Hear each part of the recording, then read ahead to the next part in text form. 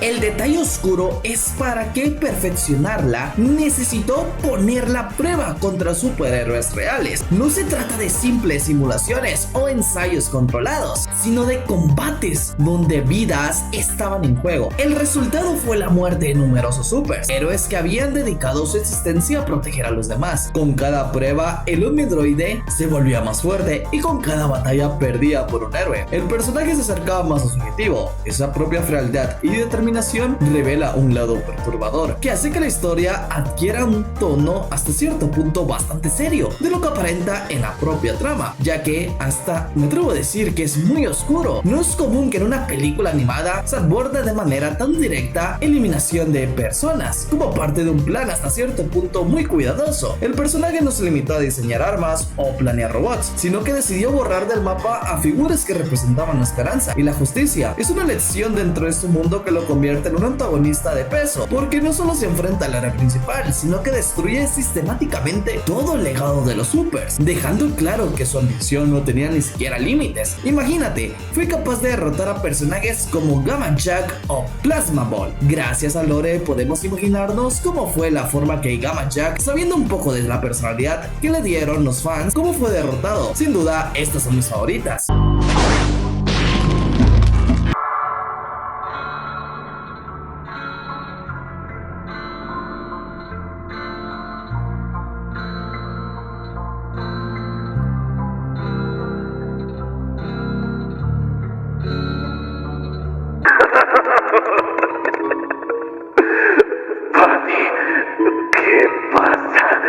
El señor Increíble no devuelve las llamadas.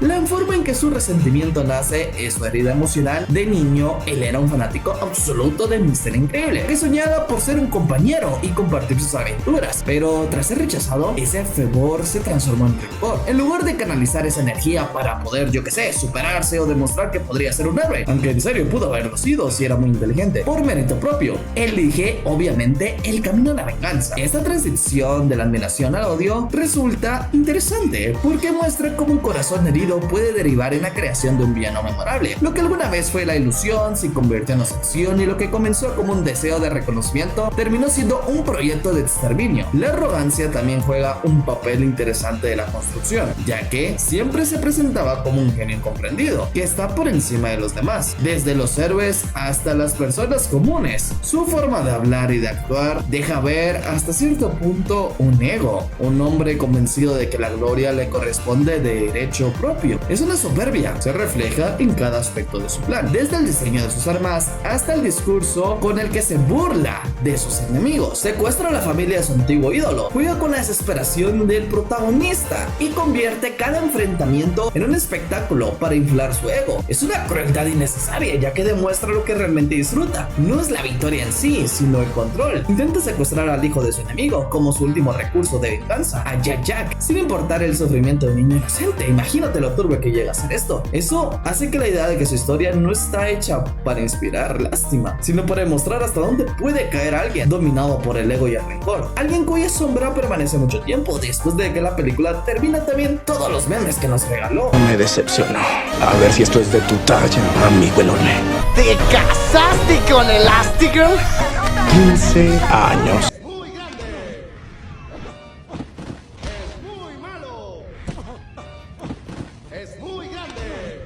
En la secuela de Los Increíbles, uno de los aciertos es el cambio de la animación. Tiene detalles bastante hermosos, pero si podemos hablar algo negativo, es su villano. Es bastante olvidado. Verán, Evelyn fue presentado como la mente maestra detrás de la entidad del raptapantallas, el antagonista central de Los Increíbles 2. A primera vista, su planteamiento parecía interesante. Una mujer inteligente, estratega y crítica del papel de los superhéroes en la sociedad moderna. Pero a medida que la trama avanza, el desarrollo del personaje deja en evidencia que, aunque la idea tenía potencial, la ejecución no terminó de formarla bien. Como una villana memorable, quiero decir, al analizar sus características en profundidad, se pueden identificar varias razones que podríamos explicar por qué no podrá lograr triunfar como la manera esperada. El origen es un resentimiento, se presenta como una justificación rápida, más como un propio dato, como un proceso emocional. La muerte de sus padres a causa de la independencia hacia los héroes podría haber sido un detonante interesante, pero no se explora con la profundidad necesaria. Eso quiero decir que el público entiende lo que pasó, pero no se siente el peso de esa herida. Un villano memorable necesita tiempo para que sus motivaciones no se perciban como un simple pretexto. En su caso, la razón aparece como una línea de diálogo, más como un motor profundo. El giro que muestra la verdaderamente tras el raptapantallas ocurre demasiado tarde, aunque algo que sí tengo como un punto positivo es que el diseño de este personaje está bastante bueno. Es una lástima que no lo supieron aprovechar bien, porque verán, al llegar en un punto avanzado de la película, la revelación carece del impacto emocional que podría haber tenido si la historia hubiera sembrado pistas o construido un camino de sospechas más sólidos, a diferencia de un villano fuerte que se introduce poco a poco por una presencia que se siente desde temprano. Aquí hicieron de adivina quién es el malo, o sea que no le salió bien, ya que el uso de las pantallas y la hipnosis tecnológica es una idea moderna, pero demasiado intangible. Verán, el espectador percibe la amenaza como un concepto, más como una realidad palpable, a diferencia de estos antagonistas que ofrecen ciertos elementos físicos y las propias consecuencias directas. Aquí la amenaza se percibe distante, es una falta de choque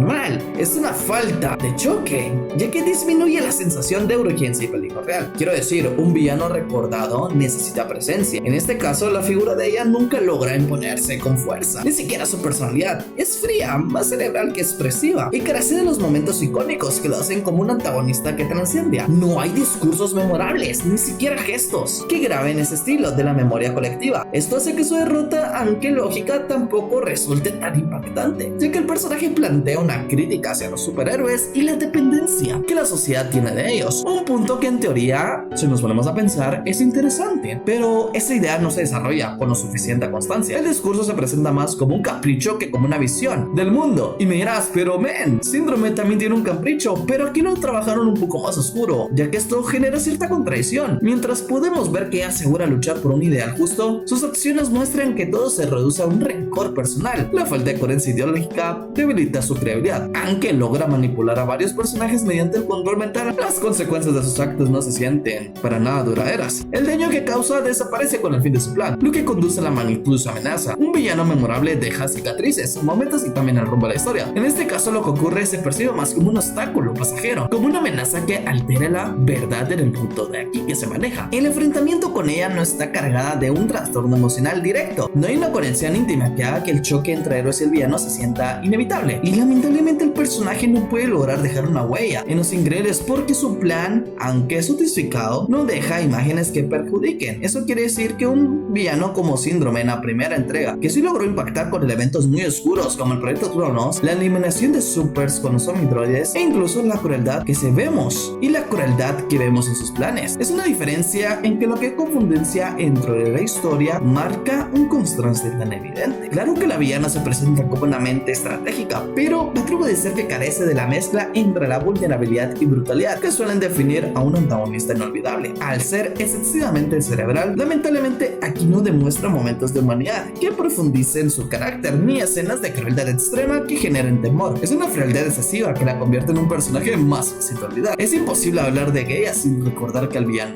no. El personaje contaba con elementos iniciales atractivos. Tenemos la misma inteligencia, tal vez crítica social y un trasfondo personal que podría ofrecer profundidad, pero la ejecución en la historia no le permitió hacerlo bien, como una villana memorable. Su motivación se siente superficial, sus acciones carecen de consecuencias duraderas y su presencia nunca alcanza a ser un verdadero icónico. Hasta me atrevo a decir que el subterráneo pudo haber funcionado mejor como villano principal en esta secuela. Pero ¿tú qué piensas de esto? Por estos aspectos es que ambos pueden llegar a ser comparados, pero tú puedes dejar tu punto de vista. Te invito a que veas más de mis videos, sé que te encantarán. ¡Vamos! ¿Qué esperas?